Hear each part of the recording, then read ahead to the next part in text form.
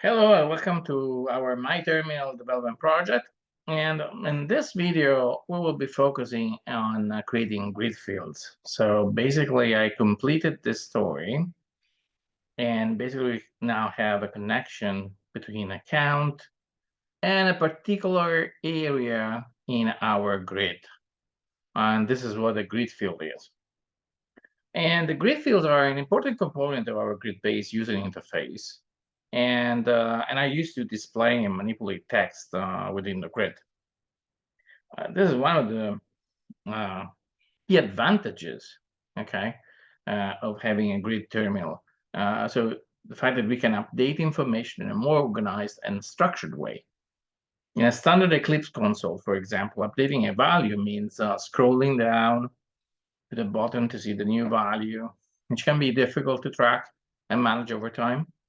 With a grid terminal, however, we can display the value in a specific cell or better field and update it dynamically as needed without disrupting the overall layout of the screen. So this makes it much easier to track changes and monitor progress.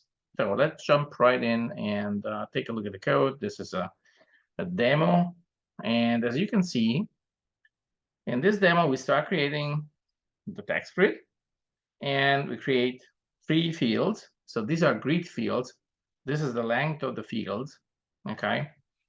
And then we create a grid view, which is something like a grid panel, yeah, which we will use to organize our grid fields. One of the things that this object will do is to manage the layout. Then we create a count. This count can increment, decrement, or reset. And then we create 3 bindings.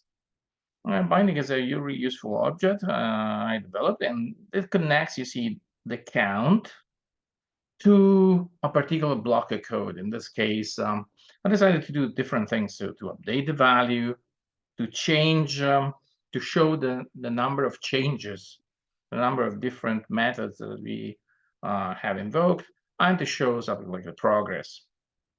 Then we wait 3 seconds. Okay, we have done nothing. So this is only the configuration. We wait 3 seconds, so we will see the screen, the text grid. And then we start with the timer, okay? Which will update the value of my count object every 500 milliseconds. So we start the timer.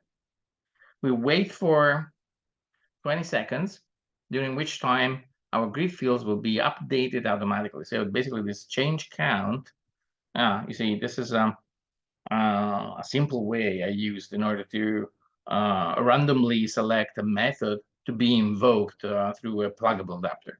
Okay, so we will dynamically invoke a method. And of course, we gave more probability to be invoked to the increment. Okay, so let's take a look at what happens.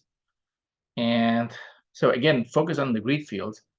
So this is our terminal. And now you see the count changes, and we can see different grid fields, so different value, but these values, they change inside specific areas that we dedicated, that we decided.